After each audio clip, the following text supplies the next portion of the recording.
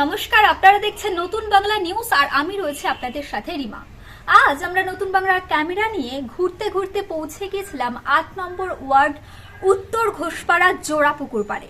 সেখানে গিয়ে আমি তো বাকরুদ্ধ। দুর্গন্ধে টেকা দেয়, দাঁড়ানোই যাচ্ছে না আবর্জনার দুর্গন্ধে। বিরক্তি সহকারে নানান অভিযোগ তুলে ধরছে এলাকার বাসিন্দারা। রাস্তা ডাস্টবিনে পরিণত হয়েছে, রাস্তার অর্ধেক অংশ আবর্জনায় পূর্ণ। মশা মাছির উপদ্রবে এলাকার মানুষ একেবারে বিরক্ত হয়ে একেবারে নাজেহাল অবস্থায় রয়েছেন, এমনই অভিযোগ তুলে ধরছেন নতুন বাংলার পর্দায় এলাকার বাসিন্দারা। কেবল রাস্তায় নয়, রয়েছে নানাবিধ সমস্যা। রাস্তা ভেঙে একেবারে হতশ্রী অবস্থা। দিনে দুপুরে একেবারে অ্যাক্সিডেন্ট ঘটছে। একই রাস্তা দিয়ে বাচ্চারা স্কুলে যায়, নানান লোকজনের আনাগোনা থাকে। তা সত্ত্বেও রাস্তা যেন ঠিক করা হচ্ছে না। বছর যায় বছর আসে, রাস্তা ভেঙে থাকে ঠিক একইভাবে। কিন্তু কেন এরকম অবস্থা? এলাকার মানুষ নানান অভিযোগ তুলে ধরছেন পৌরসভার কাছে। নানান রকমের সমস্যা, না পরিষ্কার করা হচ্ছে ড্রেন, আর না পরিষ্কার হচ্ছে আবর্জনা। কি করবেন তারা?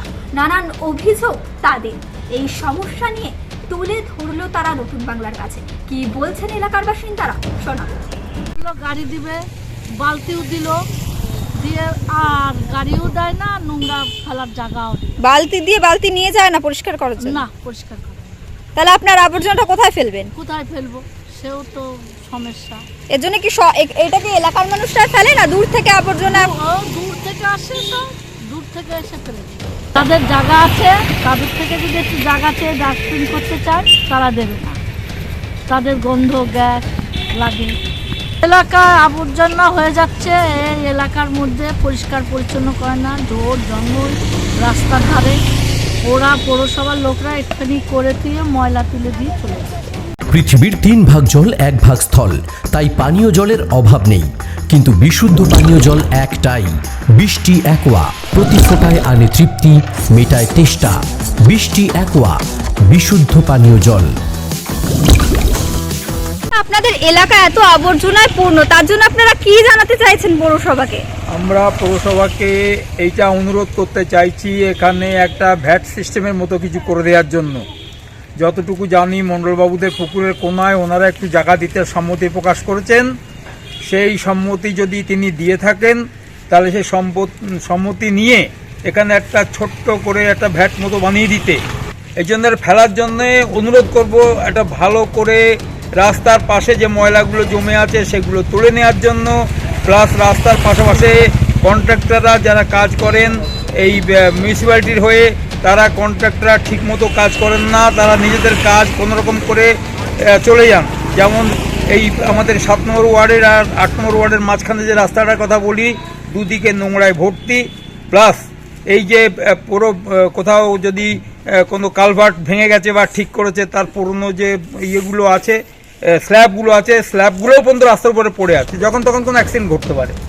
আচ্ছা, এখানে আবর্জনা থাকার জন্য কি কি সমস্যা দেখা দিচ্ছে? এখানে যত গরু বাছুর কুকুর সব এসে পটি করছে, আর সেই পটির মধ্যে মানুষকে পা দিয়ে চলতে হচ্ছে। গন্ধ দুর্গন্ধ পুরো উড়ে আসছে রাস্তার উপরে।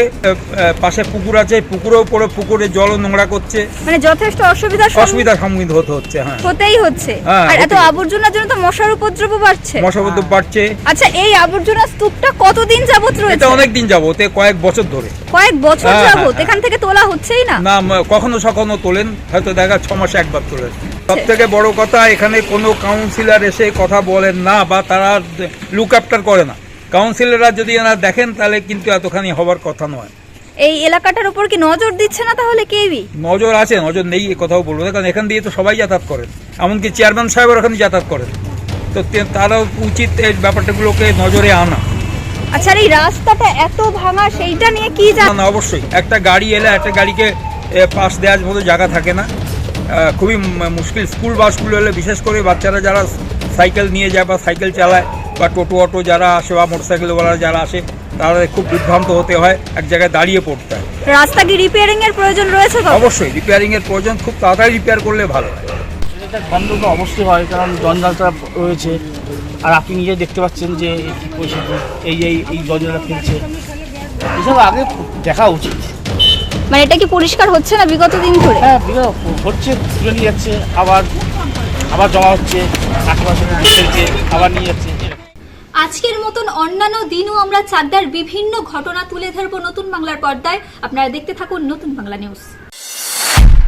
নদিয়া জেলার সবথেকে বড় বিল্ডার্স চাকদার মা মনসা বিল্ডার্স রড ও সিমেন্টের পাইকারি ও খুচরো বিক্রেতা।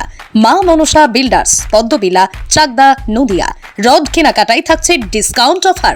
মা মনসা বিল্ডার্স নদিয়ার সবথেকে বড় English medium school JRS public school প্রায় 35 বিঘা জমির ওপর গড়ে উঠেছে বিশাল ক্যাম্পাস।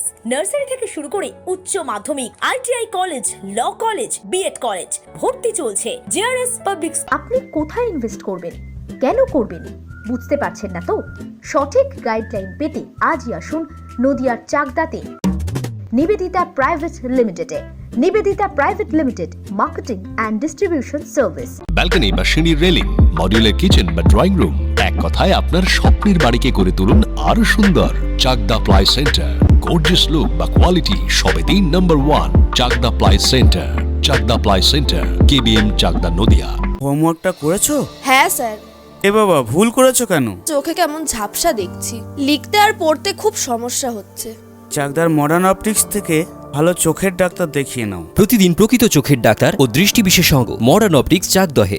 সিঁড়ির রেলিং থেকে ঘরের ড্রেসিং টেবিল, ওয়ার্ড্রোব থেকে মডুলার কিচেন, সানমাইকা থেকে প্লাই, গ্লাস থেকে ল্যামিনেটস, অ্যালুমিনিয়াম থেকে ডোর লক, কি নেই এখানে? এক কথায় আপনার সাধ্যের মধ্যেই এবার স্বপ্ন পূরণ। চাকদা অ্যালুমিনিয়াম সেন্টার, পূর্ব লালপুর 50 নম্বর রেলগেটের পাশে, চাকদা, নদিয়া। ভাবছেন 3 স্টার ক্যাটাগরিতে কাটাবে? রুম রে মাত্র 1500 টাকা থেকে স্টার, খাওয়া দাওয়া রিজনেবল প্রাইস। নদিয়ার একমাত্র 3 স্টার ক্যাটাগরি হোটেল এনবি সোনার বাংলা হোটেল, কল্যাণী এইমসের ঠিক উল্টো দিকে, কল্যাণী, নদিয়া।